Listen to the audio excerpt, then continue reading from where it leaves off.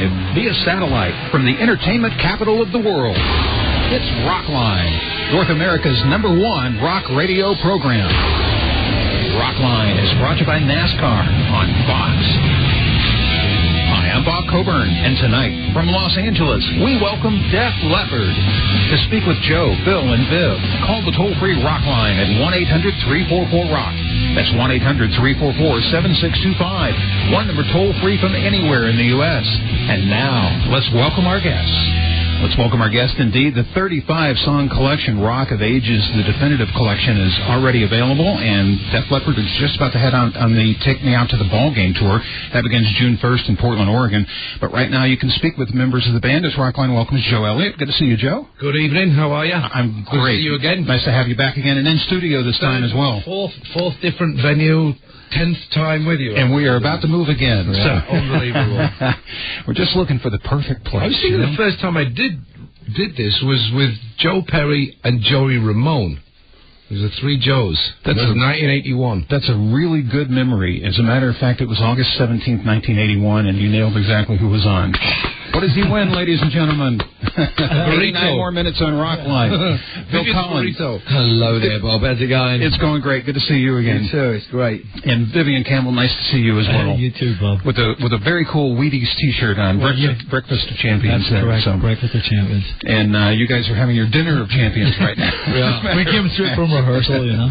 Yeah, we're working us hard. Got to chow down. Rehearsal to here. How's rehearsal going? It's brief. Done. It was really brief. It wasn't long enough. They whipped it out. They say, stand on this rug while we pull it from underneath you. Yeah. And we did 3 days of a video shoot. And it was mad. We kind of figured sessions. Yeah, we figured 6 days would be fine because there'd been a best of tour. There's not that much new stuff going in, but there's a few. And we'd be fine with 6 days, and the 6 days went, well, we need you for press for one whole day, which turned into a 14-hour day, and then there was a 2.5-day video shoot, so we had to, turn each rehearsal day into, playing each thing 3 times. Well, then we should thank you for making it down tonight. It sounds like they're running you ragged. It's still better than a real job, though. Yeah. We could all complain, just an observation, so you know. Take Me Out to the Ball Game tour, a great idea for a summer tour. Who gets credit for that? Jerry Michelson. He's a promoter in Chicago. We've known him forever. And he done this Bob Dylan, Willie Nelson tour in ballparks. It was kind of novel, and it worked a treat, Both parties who went, the people, the Bob Dylan fans, dug the Willie Nelson thing and vice versa. So he suggested us and Bryan Adams, and voila, there you go. So we have some Brits and a Canadian doing the American pastime. Take Me Out to the Ball Game tour. Yeah. That's pretty cool. And you'll be amazed how many people say, so, you like baseball? And we're all going, actually, don't know anything about baseball at all. But as Phil pointed out, it's just we've been playing, ice hockey arenas or basketball things, and we don't know how to play those games either. We're soccer guys. Yeah, of course you are, yeah. And championships were, a week ago? Actually, the Premier League? The European Championship was tonight, and it was Liverpool against AC Milan, and Liverpool won. Liverpool won? 3-0 down. Yeah, they were 3-0 down at half-time, and they came back to 3-3 and won on penalties, so it's a good day to be British. And Arsenal knocked out Manchester United. Yeah, well, that's always a good thing. Now, with the baseball situation, you're encouraging people to bring blankets because you'll set up in the outfield on the grass? Because we're cold. We just want blankets. We're going to open a blanket shop. Throw your blankets on stage, please. I think they're trying to make it a sort of a picnic, day out vibe, and bring kids under 12 get in free, that sort of thing. I think it's cool. Yeah, it is. Make a family thing out. So we got to just tell Joe to zip it with the potty mouth. They're going to put a 7-second delay on the PA, just like you've got. Just like we have here, yeah. You'll be singing the song before we're finishing the next one. Now, you and Bryan Adams are alternating who headlines? Yeah. Kind of a co-headline thing? Flip-flop. Yeah, just a flip of the coin there. Now, I'm looking at a 35-song double CD, Rock of Ages, the definitive collection, so the question begs to be asked, what are you going to play and how long are you going to play? Well, yeah, it's a great position to be in, isn't it? We're actually having to edit down the set because we both play for 85 minutes. We are doing some shows without Bryan as well. We're going out with our old buddies Tesla, where we get to play for closer to 2 hours. So that makes it a little easier to pick the set, a little more demanding on the voices and stuff and the fingers. But yeah, it's we looked at the songs and go, what do we drop? You know, and it's, you know, well, you just have to take the priority ones, and it is a best of tour. We can't afford to be arty here and do that thing where, you know, we're not going to play the hits just to kind of annoy everybody. Yeah. So we're actually doing the opposite. We're being good boys, and we're going to play all the hits. You're going to play all the hits. ones that weren't quite hits, they'll maybe come back in there. But you're going to have to drop something. Yeah. We are. We're also going to, you know, there's 2 discs on this thing. There's the greatest hits on disc 1, and disc 2 actually was requested by fans and downloads and all that stuff. So we actually didn't choose those songs. That was actually chosen by the fans. So we may throw a few of those, and we were stumbling through a few of them tracks today. We were doing like... Oh, yeah. What we'd like to call the epic songs. Billy's Got a Gun, God's a War, Paper Son, Die Hard the Hunter. We're looking at these going, okay, which one of these 4 will go in? So we'll get them all tight enough. We can sound check these things. So they're in your DNA. When you've been playing them for best part of 10, 15, 20 years, they only take a couple of days. It's the old bicycle thing. Yeah, it's the old bicycle thing. Since the CD is titled Rock of Ages, let's start with that one tonight on Rockline.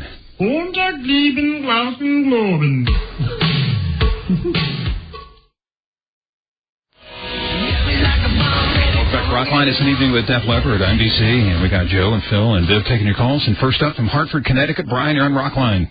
Hello. Hey, Brian. Hello. Yeah. Hi, doing? guys. How you doing? Hi there. I have a question about the new Rock of Ages CD. I wanted to know if any of the songs have been recently remastered. All of them. The whole lot. And what you should do, you should check them back to the old version. Seriously, you can tell the difference.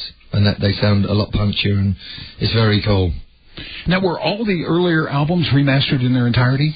Or is there still a void there? I think there's a void, actually. No, there's a void because what we're trying to do is when we do it, we're going to hopefully do these deluxe packages where there's a second disc of demos or, you know, rare B-sides that from the same time series. Yeah. But we want to do it properly, not just like chuck any old stuff on there. If it's Hysteria, we don't want like stuff that's Pyromania based or vice versa. We want to kind of tie it up, so we'd rather wait a little while and get it done right. But for right now, these are the remastered. Yeah, absolutely. Bob Ludwig did it again, and he did a sterling job as usual. It sounds great. I've been cranking it in the car for a couple of weeks now, and you can hear the difference. It's cleaner and it's brighter and it sounds better. The bribe check worked. Nice to know.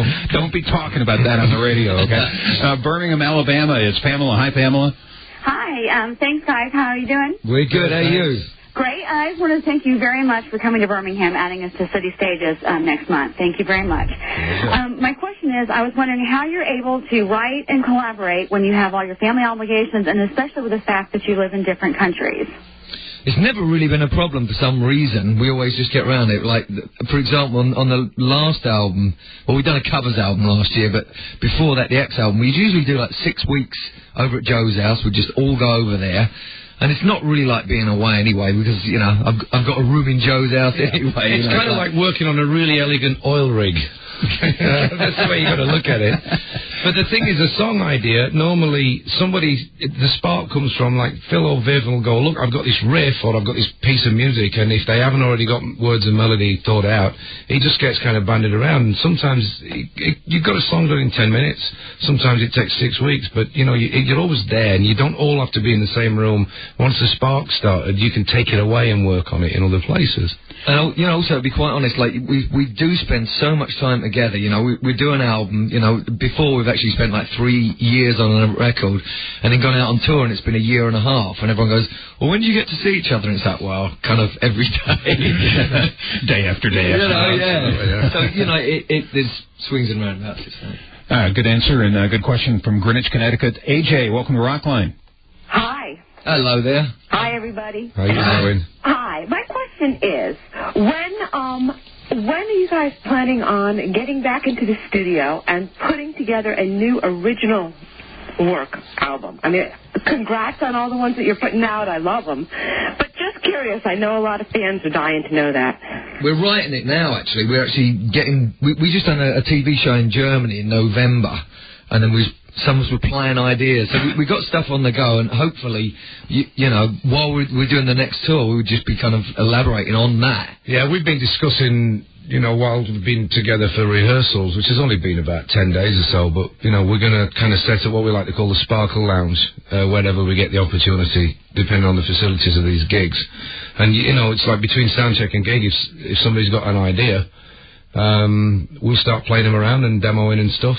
And, you never know, by the end of the last show, we may have got half the next record written. But it'll take us forever to record it. Absolutely. Because we don't like to break from tradition. Yeah, so we'll never spoil anything. We'll definitely have it ready for 2009. Don't you worry. The Sparkle Lounge, by the way, is a backstage room. Actually, one of our old crew guys, Jerry Johnson, Dave Wolf, kind of set it up. And it's kind of, they dim the lights, drum kit, amplifiers in there, and like glittery things, and it's the Sparkle Lounge. And we never used to do anything like that, but actually a few times on the last tour, it was actually great. So actually we should do a contest, Yeah, we come and hang in the Sparkle Lounge. Glittery things. Things, It's a great technical description there. It's so technical. Yeah. Glittery things. There is one song that's a new song. It's a cover on the album, and it's a band that did really about a half a dozen, 8 just great pop songs. And that was Badfinger. Correct. What led you to re-recording No Matter What? I think everyone loved the song. I mean, we all remember it from our youth, and it was just the kind of song that as soon as you heard it, you knew it was just a hit. And it sounded so much like the Beatles. Obviously, they were on the Apple label, and, McCartney and Harrison were involved with them. And I remember it. I mean, I remember when was it, 1970? It was 1969, 70. I was a 7. Yeah. I remember, and it sticks with you, and the same for everyone else, and it has all the attributes of a Def Leppard song. It's got great hooks and big harmony vocals and stuff, and it was so easy for us to do. We actually wrote it. But we didn't know. We were only 7. But the funny thing is, when we were discussing this, putting the Rock of Ages package together, Cliff, you know Cliff Bernstein, our manager, he said to me, he says, we need a new song for the package. It's the way to go now. You've got to have a new song. And he said, you guys should get together and write a song. And I said, what kind of song do you think we should do? He said, well, you need a song that's like kind of uplifting. And I said, you mean like No Matter What, right? Yeah, like that. I said, Cliff, hello, it's already been recorded. And he's like, oh, okay, fine. So, we went from writing a Def Leppard song to, like, doing a song that actually does sound like a Def Leppard song, which is one of the reasons we were attracted to it in the first place.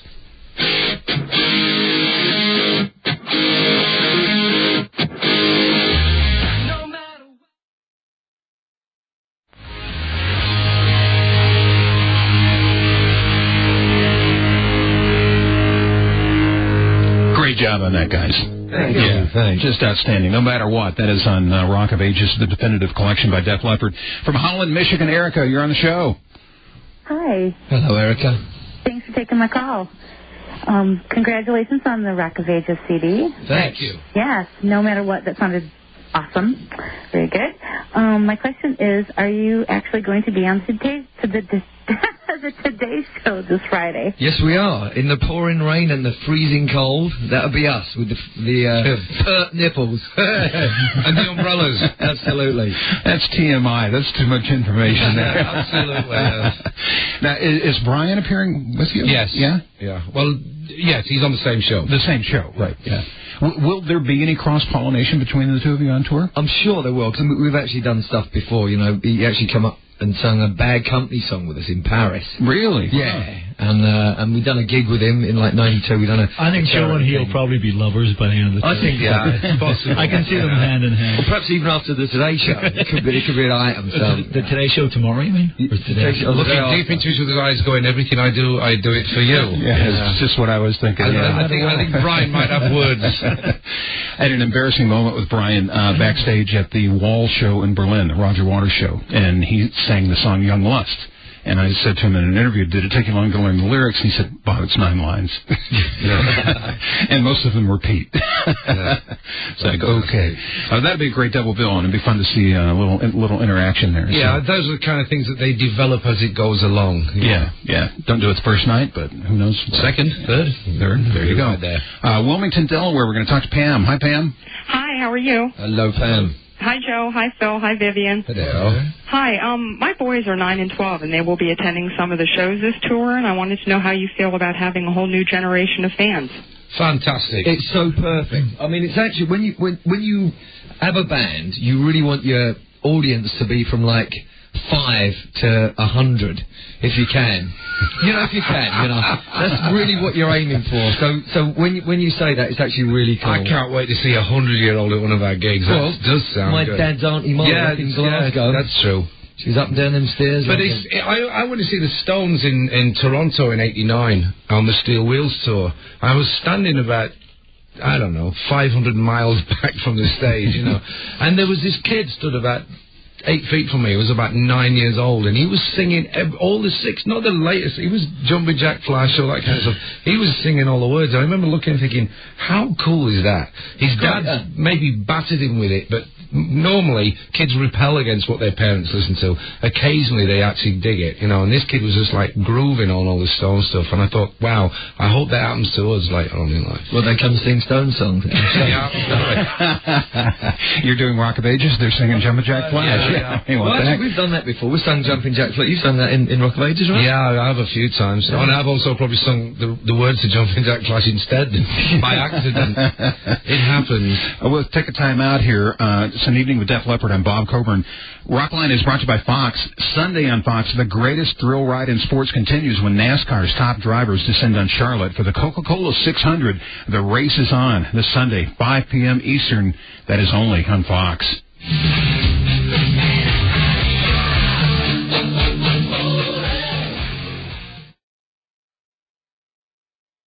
Nowheresville, really, and he totally encouraged us to just push this thing as hard and as far as we could, and and that's how he works, and he pushed us as hard and as far as he could as well, and you know, we'd all have to admit that we were better performers for working with him.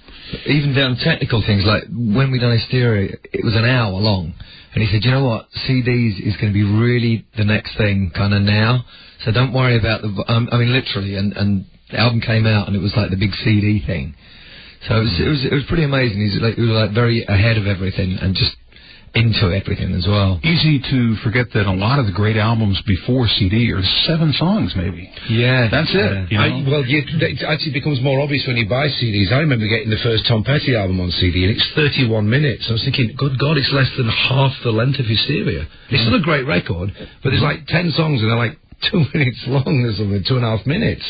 It's barely 30 minutes long. Well, Hysteria is at 12 million in the States and 8 million around the world, 20 million worldwide. You know, something magical happened there. I was listening to City Boy earlier that Mutt Lange also produced, and that was way ahead of its time, that band, and the production and everything that he did with that. He was very good at taking bands and just notching them up to a totally different division that they weren't even probably aware that they could get, and he could do it. You know, back then he wasn't working on big budgets as well with bands like City Boy or even the Rats. He'd have to try and get this stuff done quick, and he still managed to get them to, you know, sound. I mean, I remember when the City Boy thing came out, they sounded like the 10cc albums that used to take 10 years to record. 10cc meets Queen. Yeah. Your fans want you here. Bristol, Connecticut. This is Fari, I believe. Hi, Fari. Yes, Sari. I enjoyed asking you guys a question of storytellers, and I want to ask you how you guys enjoyed doing storytellers. I'll field this one if you don't mind. About 4 days before we did Storytellers, I popped a double herniated rib out or something in my back, and I was basically, long story short, carried down the hotel room by Phil, and then whisked off in an ambulance to hospital to be morphined up. And we got to do the Storytellers about 2 or 3 days later, and I mistakenly opened a bottle of white wine because I was on morphine and I didn't really know what I was doing. Oops. And I sailed through on the autopilot on most of the thing. We did screw up Rock of Ages. I got the words wrong. What do you mean we? It's become collective suddenly. Yes, of course. That's the great thing about being in a band. I can blame them for the stuff I get wrong. So consequently, I was like just totally flying, and about 5 days later, they sent us a rough cut to watch the show back, and I walked into the dressing room to see, I think, Sav and Phil watching this thing, and I walked in, and I went, what's this? I couldn't remember doing it. Actually, I've got the kind of memory of something like, I know that Adolf Hitler was once a nasty person, because I've seen him on TV. I watched this thing, and I have no memory of it. Well, that's the night you sang the lyrics to Jumpin' Jack Flash for Rock of Ages. But I've been seeing it. It's pretty good, and the singer's great. It's pretty rock and roll. Yeah, man, I don't remember anything. So, I remember Bowie saying that he doesn't remember 72. Now I know how he feels, but only for about 55 minutes. Amazing. Elizabeth in Muscatine, it's your turn to talk to Def Leppard on Rockline. Hi there. First of all, congratulations on Blender giving you guys 4 stars for the definitive collection. Thanks, that was cool, actually, yeah. Yeah, it equals great. But what I'm confused about is this magazine has dubbed you the British rock band who turned vulgarity into a fortune. I'm not really getting that because I never associated Def Leppard with vulgarity. How do you interpret that? Oh, we can be pretty bad. You obviously don't know what to do about. When the microphones are shut off. No, I don't know. You know, you can't believe everything you read there. Yeah, that is a little odd. I mean, I can, all due respect to anybody that does this for a living, I would imagine that the words vulgarity and, let's say, any other rock band, probably closer to like Motley Crue or, Kiss or anybody, MC5. Yeah. Or perhaps they were joking, perhaps the Blender people were joking. Vulgarity, that's, That's why I don't subscribe to many magazines. I'll go for the 4-star review, but I'll beg to differ on that particular adjective, verb, whatever it is. Whatever it is. Description of it. Song time. Bringing on the heartbreak. Def Leppard.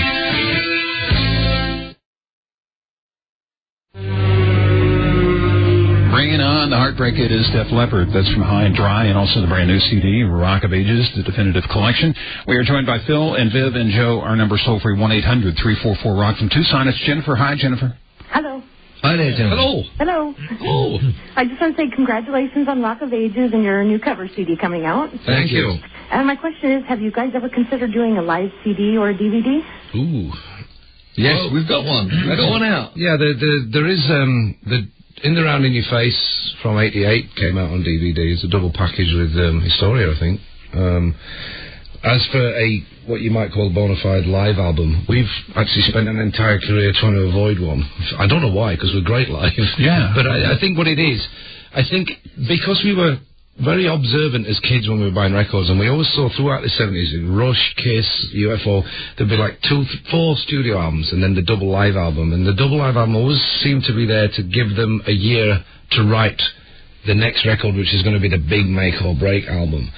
And we spent an entire career with 5-year gaps between albums coming out. We didn't need the live album to give us that break because we were screwing our own career up by staying in the studio too long. So it's always been a case of once we got sort of a momentum going, so we can't afford to keep leaving these big gaps. We just kind of always looking forwards and not backwards. That the idea of finishing a tour and then having to look over your shoulder and go through all these tapes of which versions of which songs do you put on which live album. It's like, no, let's just start making a new album, and one day that will go, and we'll probably think it's a great idea to put a live album out, and we have been discussing it for about 18 months that we might. Well, more like 18 years. I think the big problem, Joe just hit on it, we record pretty much every tour we do, and we have so much material, and actually when it comes up, everyone's like, well, I'm not going to go sifting through it, Well, that's the problem, you see. Yeah. You can't listen to it in fast forward. If you've got 200 hours of live material, it takes somebody 200 hours to listen to, and it's just physically impossible to give somewhere in the middle you're going to fall asleep, you're going to drop off. You can't give it the same attention. You have to designate, and then you're designating, and you're wondering whether those people that are listening for the right stuff. That's a pathetic excuse, Joe. Don't look for perfect. Just pick one night and release that night as... There you go, Bob. You tell him. Yeah, but the thing is that the cool thing, Springsteen done. You remember done that thing that was from his different parts of his career, different buildings. I mean, that would be really cool if we was to do a live album. We said, okay, this is from the Budokan, this is from LA, and this is different years. The years, that would be great. Well, then you should do 2. It just takes a while. What we should do is what Pearl Jam did, is just put the lot out, and just you buy what you want. You wanted it, you got it. Well, now they have Instant Live. You can buy the show that you saw that night on the way out the door, Yeah. But I talked to the guys in Rush, and they've been on the show many, many times, and they view that as a milestone and not really a stopgap measure between albums. They view it as, okay, this is where we were and how we played live for these albums in this period, and then they move on to the next, and they do that successively every 3-4 albums. Yeah, they have got quite a lot of live albums out, them and Kiss and a few. We're a bit slow on the uptake, though, you know. We're a little bit behind everything else. You said that, not me. New York City, it's Marie. Hi, Marie. Hi, guys. Hello. I see you guys on Friday in New York. What's the weather like? It's very cold. Is it? It's like Dublin. Hey, Dublin's warmer than New York right now, I'll have you know. Oh. Wow. Oh, that's good. Okay. I have a question for Joe. I do like Ricky Warwick's album, Tattoos and Alibis, which you have produced. But do you have any other plan to produce any other bands? Well, I just finished his second album, Love Many Trust Few, which is out about a week ago. But other than that, I really haven't got any plans. I've just been very fortunate with Ricky stuff that it's fell during a period where we've been collectively inactive for one reason or another. And we kind of budgeted, 1 month in the studio, and that's all we're going to do. And it's worked out fine. So the 2 Ricky albums have been great. Unless Springsteen asks me to do his next album, I'm going to be spending a lot more time with the Leps. There you go. In picking the music tonight, trying to reflect different periods and eras of Def Leppard, and this is from a more recent period. This is Promises on Rockline.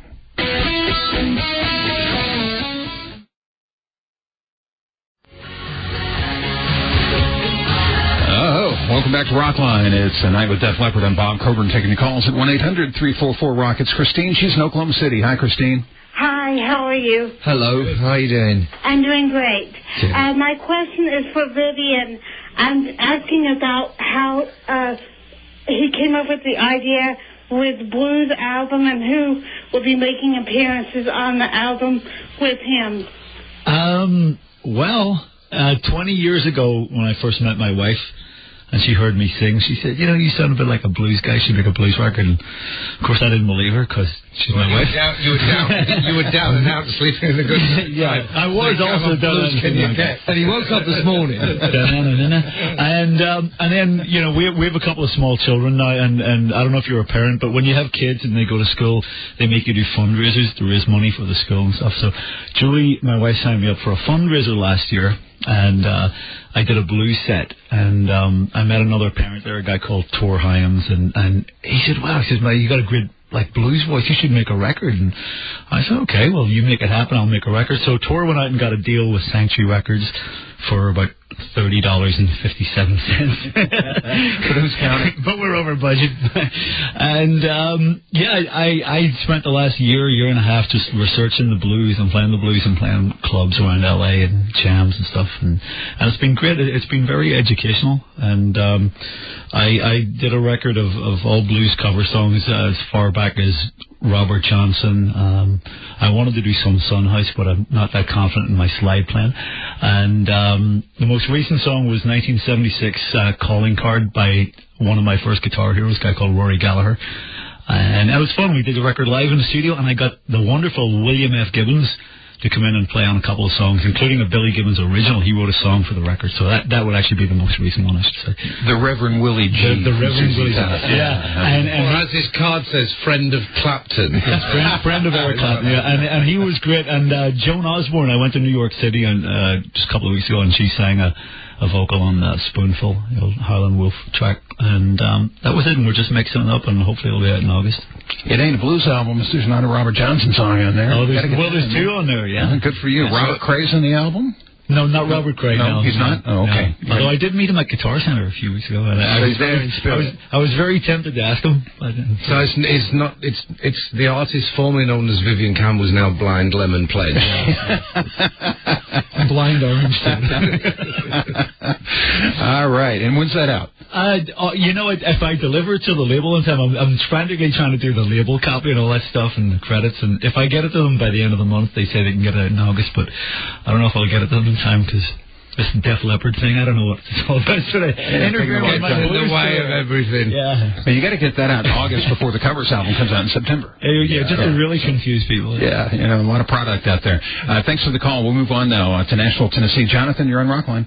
All right, thank you very much. I want to thank the boys. I just saw they announced that they're going to be coming to Memphis, Tennessee. Yeah. We'll get a whole lot of shows our way. We do thank you very much. Well, it's long-distance information for you.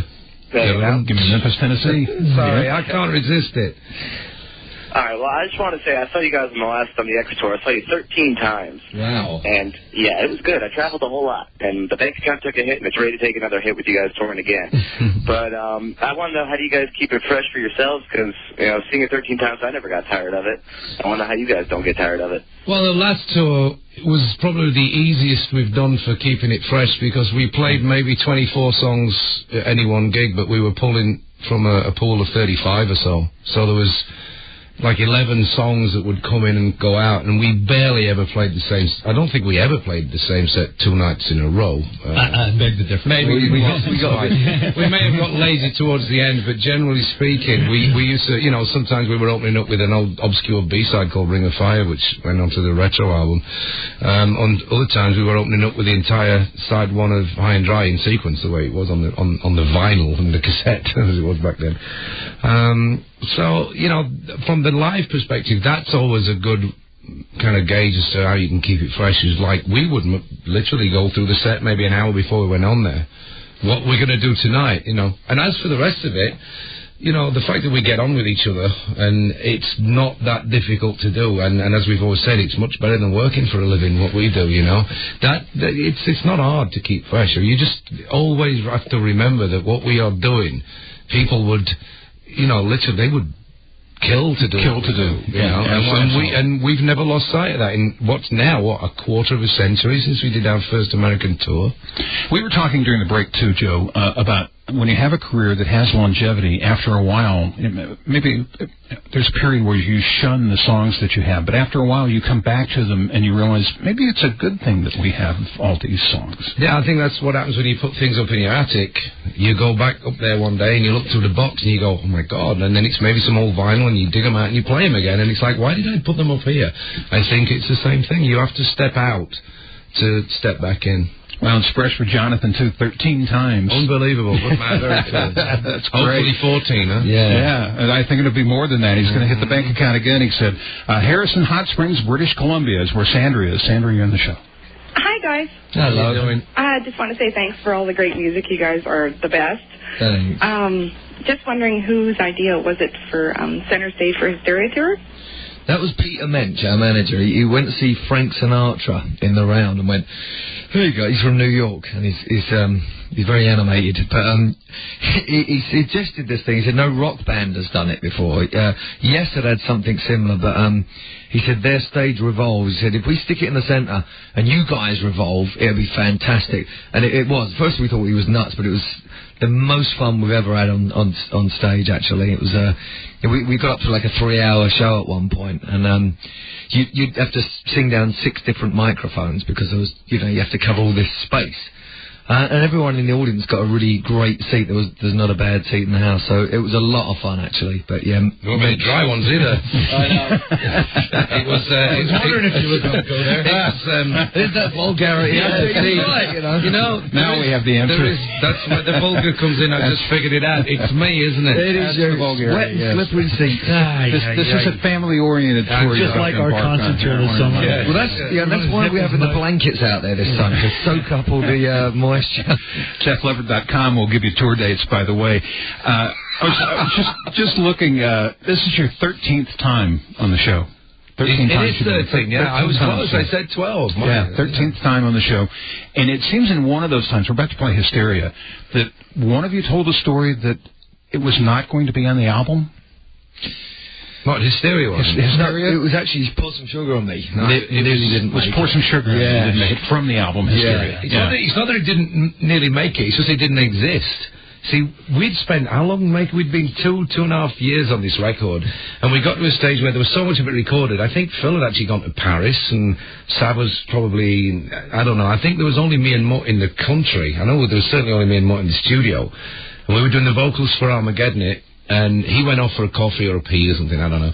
I picked up the acoustic like I always do and started messing with his chord sequence, which is a chorus for Sugar, and I'd had it in my head for a while, but I daren't play it anybody either, because we just wanted to get this bloody record finished. And he came in, and I had my back to him, and he said, "What is that?" Probably thinking it was some old Stones or a Kink song. And I said, "It's just this idea I've had," and he literally within 20 minutes said, "We got to do that." And, I mean, there was no other part of the song, it was just the chorus, but that's Mutt for you. He saw the hit in this chorus. So we stopped recording Armageddon. He put a new multi-track up, did a quick drum loop thing, and we put this thing down and banged the chord and threw some guide vocals in, and then, I don't know, a couple of days later, a couple of hours, you know, I can't remember anymore. The guys came in and Mutt played this thing and said, "Guys, we have to do this song," and because we'd taken it so far, they couldn't really say no. When it turned out that, you know, 8 months after the album came out, it's the song that really kicked the album into, you know, another league. Stratospheric. Yeah, absolutely. We'll play the title track from that album for you right now on Rockline. Always sounds good. Hysteria. Def Leppard on Rockline tonight with Joe and Phil and Viv. I'm Bob Coburn, and we have from Berlin, Wisconsin, Jim. Hi, Jim. Hey, guys. Hi, Jim. I was wondering what you guys are listening to musically these days. The blues.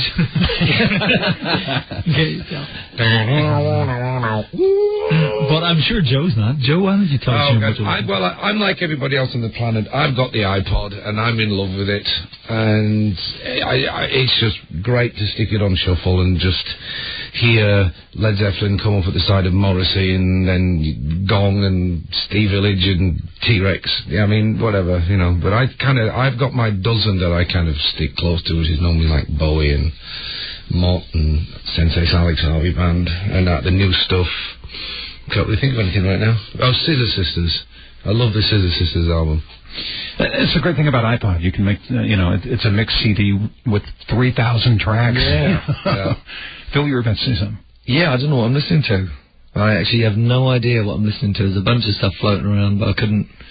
It's a bit of Sly Stone there. Hendrix been doing that. Yeah. Digging back at some yeah, the new Rays of the Morning. Right. Yeah, that thing that just came out. Basically, it's the first two Hendrix.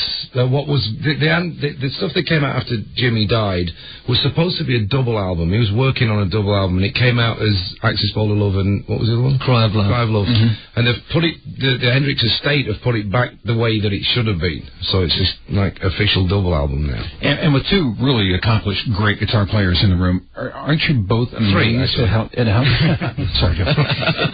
At how fresh that stuff still sounds? It's amazing. You look, no one ever actually come close to that. You know, even now, you know, you hear it now, and it was just so natural and so real that you can't really kind of. When you talk about digging back up, Muddy Waters.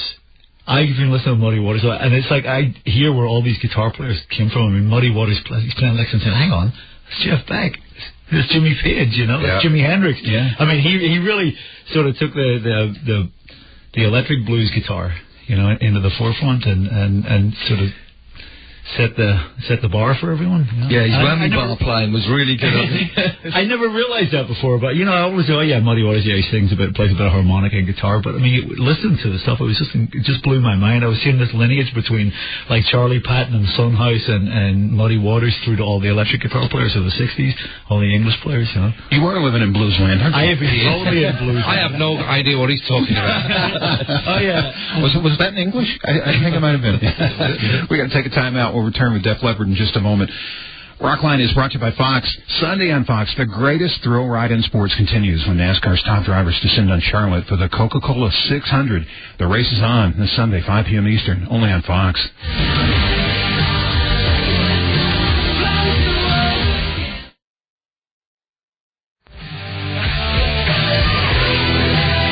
And, of course, you can hear all these songs in their entirety on Rock of Ages, the definitive collection. It is the definitive collection, and way too many songs for us to play all the way through tonight. So, our night with Def Leppard continues from Northborough, Massachusetts. Jesse, you are on Rockline.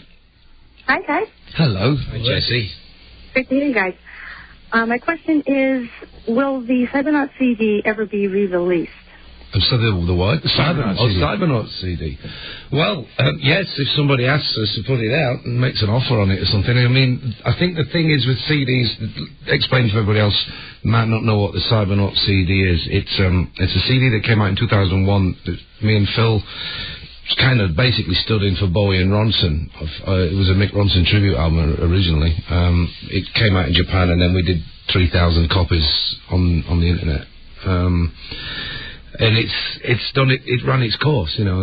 There hasn't been any interest since. But if somebody one day comes along and says that they'd like to major release it, then of course we'd be open to offers. If your father happens to own Sony Records, tell him to give us a call. It does sound good, though. It's just great, actually. Last night, Phil stayed with me 2 nights ago, and tell us more. Yeah.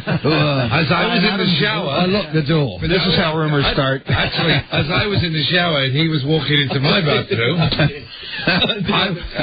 I was listening to the Cybernauts CD because I'd heard it for ages. Just put it on while I was in the shower, and I paused my iPod. We went off to rehearsals. I came back home and I just threw it on the bed, and I turned it back on when I went to bed last night, and it was where I'd left it, so I put it on and I fell asleep listening to Phil's solo on Moon Age Daydream. I don't have that effect on people, especially What a great solo. Yours and Mick Ronson's original solo as well. Yeah, that's an awesome solo. That's a great song. Yeah, that Ronson guy was pretty good, wasn't he? It was pretty good, yeah. Got to see his last performance at Wembley Stadium. Yes. We were actually on stage with him. Yes, we did some backing vocals on All the Young Dudes. Mm-hmm. That was great. Yeah, and you weren't going to do it until I dragged you out. I know. And Brian May said, you can come up. Bowie's going to be on the Ian Hunt and Mick Ronson. It's all the rest of the guys from Queen. And we're like, Joe goes, we've got to go up and do backing vocals on All the Young Dudes. So it gets to this bit and Brian's like waving us over to his mic, so off we went, and it was like little kids. It was wonderful. Yeah, that was a great day. Certainly was. Take another call. Jacksonville, North Carolina. David, welcome. Hey, I have 2 quick questions for you. How did the song Me and My Wine come about? And is your book Animal Instinct still available, and will it be updated? I think it's out of print. It should be updated. Yes. This is one of those things that occasionally when somebody like yourself asks a question, it refreshes us that it's something that possibly needs addressing at some stage. That, you know, the story of Def Leppard, that book only took us as far as Rick making his recovery. And there's a lot happened since, as we know. Steve, you know, Viv joining. There's a lot of stuff has happened since, so it could do with an update. As for Me and My Wine, all it was just a B-side that got, you know, it was a 12th song for High and Dry that never got finished, or an 11th song. Well, it got finished, but it's just going to be I remember doing the vocals in, it's a studio in Willesden. Morgan Studio, yeah. Well, a lot of great records back in the 60s have been recorded. I remember doing the vocal at 6 a.m., and I had to catch a 9 a.m. ferry to somewhere in Germany to do a tour with Blackmore. These guys had already gone over. Actually, Phil wasn't even in the band then. And I'd been left to finish off the album. And so it was rushed, done, B-side, and that was it. When the label decided they wanted to re-release High and Dry after Pyromania had its success, and we insisted on the remix of Bring On the Heartbreak at least, Mutt said, why don't I just remix the B-side of, you know, the other song as well, so it's a bonus track. So it kind of, then we made a video for it in Dublin in 1984, just because it was, you know, we thought it was the right thing to do. To me, it was like old music coming out. And how can we make this a bit more justifiable to ourselves and valuable for money for the kids? So it's like, let's make a video for the song. I remember when it came out, the video actually went number 1 most requested on MTV in '84. And it was just this ridiculously stupid song, you know, Down in the Alley with Sally and I'm Feeling My Way. I mean, the kind of thing, back to Volga. The kind of things that you write when you're 19 or 20, that when you're 45 you think, what was I thinking? I must have been 19 or 20. Yeah, absolutely. And then all of a sudden it's okay again. Yeah. Let's go back to first album. How about a little Rock Brigade? Yeah, huh? why not? Why not?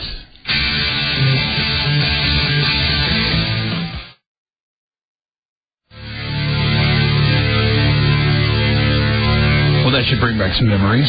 Rock Brigade, first album by Def Leppard. Did for me. I'm the only one here that was anything to do with it. Yeah. Of course, you did rush out and buy it first day. Yeah. We were part of the Rock Brigade, Joe. Yes. I remember their flags and telling me the score. Remember playing it out of the box, as we used to say. Yeah.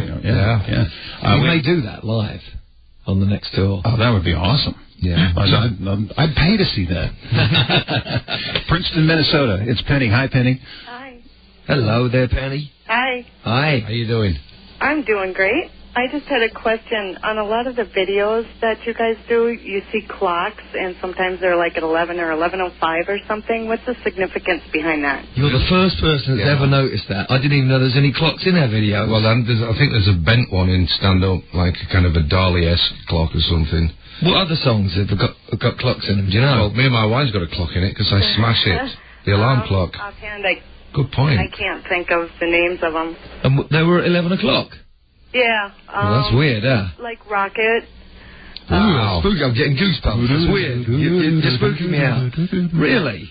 Well, if you ever see watches or ads for watches in magazines, they're always at 10 to 2 or 10 past 2, so maybe something like that. 10. Yeah, but 10 past 10. 10 past 10, I'm sorry, yeah. That's because it photographs better then. Yeah, absolutely. Yeah. So maybe it was just a slight variation of that, like... I think what you'll probably find is a lack of... Goes to 11. A lack of any kind of significant direction from the director of the video. They had no, like, you know, he had a very limited kind of thing, and they just, like, put all the clocks in there. The clock will look good, and we just had so many directors that just put clocks in the video. But if they're all at 11 o'clock... You never know. I don't know. Five, you know, I'm going to have to go back and look at them all now because she's intrigued me. I had no idea. See what you learn from your fans? Amazing, isn't You it? can't sell watches and clocks at high noon. They look like they're broken. We're back with Def Leppard in just a minute.